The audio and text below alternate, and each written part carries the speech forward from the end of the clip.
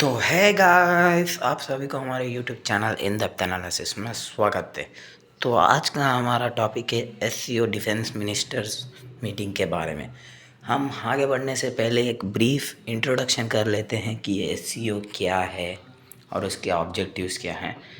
तो basically SCO 2001 में बनाया जाता है, जिसमें शंघाई फाई के 5 मेंबर्स और उज़्बेकिस्तान मिलके एससीओ बना दिया जाता है। फिर बाद में 2017 में इंडिया और पाकिस्तान इसको ज्वाइन करते हैं और इन पास्ट 2 इयर्स ईरान और बेलारूस इसको ज्वाइन करते हैं। तो किसी भी ऑर्गेनाइजेशन कि कुछ की ऑब्जेक्टिव्स होते हैं जिनके लिए वो बनाया जाता है। वैसे ही हमारे एससीओ के की ऑब्जेक्टिव्स है।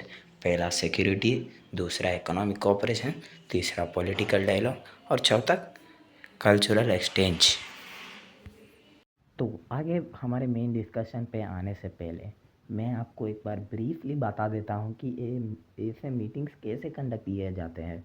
तो पहले हर एक नेशन कुछ अपने रिप्रेजेंटेटिव्स को इस मीटिंग के लिए भेजते हैं और इस मीटिंग में एक और की टॉपिक्स के ऊपर डिस्कशन किया जाता है और फाइनली लास्ट में एक जॉइंट स्टेटमेंट निकाला जाता है। इस जॉइंट स्टेटमेंट समरी होता है of all the points agreed by the Nations in the meeting.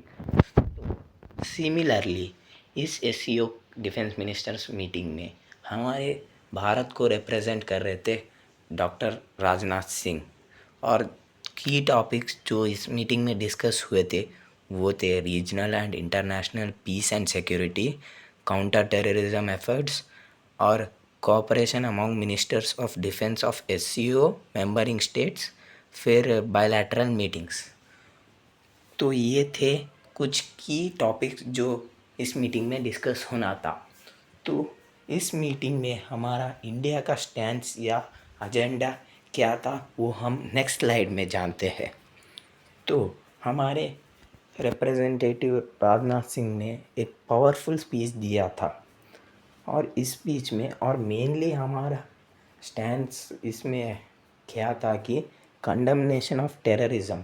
तो पहलगाम में मेनली ये था कि हमारे पहलगाम में जो टेररिस्ट अटैक हुआ था उसको हमने कंडम किया और उसको काउंटर कैसे किया कि ऑपरेशन सिंदूर से, वो सभी बात करते हैं। और फाइनली वो बोलते हैं, राजनाथ सिंह जी बोलते हैं, no double standard, peace and prosperity cannot coexist with terrorism, and he called for accountability of those who sponsor terrorist group। तो ये था डिस्कशंस और इंडिया का पॉइंट ऑफ व्यू। तो मेन बात, मेन मिर्ची मसाला और सनसनी कहाँ बना है, जॉइंट स्टेटमेंट के ऊपर। तो सभी डिस्कशन होने के बाद जब जॉइंट स्टेटमेंट निकालने की बारी आई तो हमारे इंडिया के रिप्रेजेंटेटिव ने एक ड्राफ्ट भेजा कि आप तो पहलगाम में जो हुआ उसका कंडम कर रहे हैं, ये एक स्टेटमेंट डालो, लेकिन उसको ओमिट कर दिया जाता है। ठीक है भाई, हम समझ सकते हैं कि आप एक ग्लोबल मतलब यूरेशियन ऑर्गेनाइजेशन है, मल्टीनेशनल, आप एक कंट्री का एजेंडा प्रमोट नहीं करते, माना भाई। लेकिन इसी जॉइंट स्टेटमेंट में पाकिस्तान ने ड्राफ्ट डाला है, मेंशन था कि mention of hijacking of Jaffar express. तो ये क्या है भाई, इसी को बोलते हैं बयास। आप हमारे इंडिया का स्टेटमेंट, इंडिया में जो टेररिस्ट अटैक हुआ उसको नहीं डाल रहे हो और पाकिस्तान का डाल रहे हो। This is clear biasness.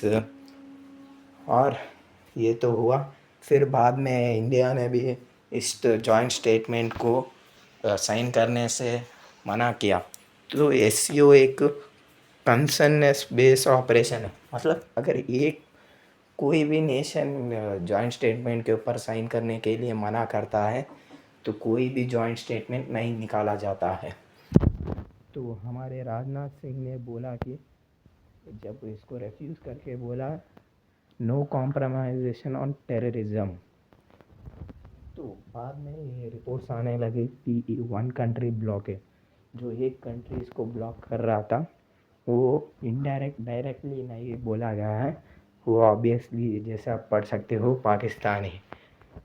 तो फाइनली ये मीटिंग कोई भी जॉइंट स्टेटमेंट निकालने के बगैर ही कंक्लूड हुआ। मैं जॉइंट स्टेटमेंट को इतना क्यों इम्पोर्टेंस दे रहा हूँ, इसका रीज़न है। तो अगर एक समिट में जॉइंट स्टेटमेंट निकाला जाता है तो वो तो एक क्लियर मैसेज भेज दिया जाता है ग्लोबल कम्युनिटी में कि हम सब यूनाइटेड है, ऑर्गेनाइजेशन यूनाइटेड है, और एक क्लियर सेट करते हो ऑफ गोल्स एंड एक्शन जो लेना है। तो ये था reasons Y joint statement is important. तो इस मीटिंग के बगैर भी कुछ बायलैटरल एंगेजमेंट हुआ था। हमारे डिफेंस मिनिस्टर पहली बार आफ्टर गलवान क्लैश होने के बाद चाइना के डिफेंस मिनिस्टर से मिली और फिर बाद में रैट से एक रीजनल एंटी टेररिस्ट स्ट्रक्चर जो एससीओ का एक पार्ट है उसको स्ट्रेंथ करने के लिए बोला गया। तो ये सभी एक्स्ट्रा था। तो key takeaways and future look. तो इस मीटिंग से एक कुछ की टेक अवेज हम क्या कर सकते हैं कि इंडिया ने एक क्लियर मैसेज दे दिया है ग्लोबल कम्युनिटी को कि आप अगर हमारे वैल्यूज़ को रेस्पेक्ट नहीं करेंगे तो हम भी आपके वैल्यूज़ को रेस्पेक्ट नहीं करें। और दूसरा, एससीओ ऑर्गेनाइजेशन क्रेडिबिलिटी के ऊपर एक क्वेश्चन है, क्योंकि आप एक जॉइंट स्टेटमेंट नहीं निकाल पाए, वो भी क्यों? एक कंट्री के बीच के कॉन्फ्लिक्ट के वजह से आपने एक जॉइंट स्टेटमेंट नहीं निकाला। तो इसका सिग्निफिकेंस क्या है, मतलब तो ये एससीओ ये सभी ग्लोबल मल्टीनेशनल ऑर्गेनाइजेशंस हैं, इसमें आप पूरे ह्यूमैनिटी के लिए काम करते हैं, लेकिन दो कंट्रीज़ के आपस के झगड़ा की वजह से आप एक यूनाइट नहीं कर रहे हो। ये बहुत क्रेडिबिलिटी के ऊपर क्वेश्चंस करते हैं। तो ये कुछ की टेकअवेज थे इस वीडियो से। तो मिलते हैं आपको हमारे नेक्स्ट वीडियो पे।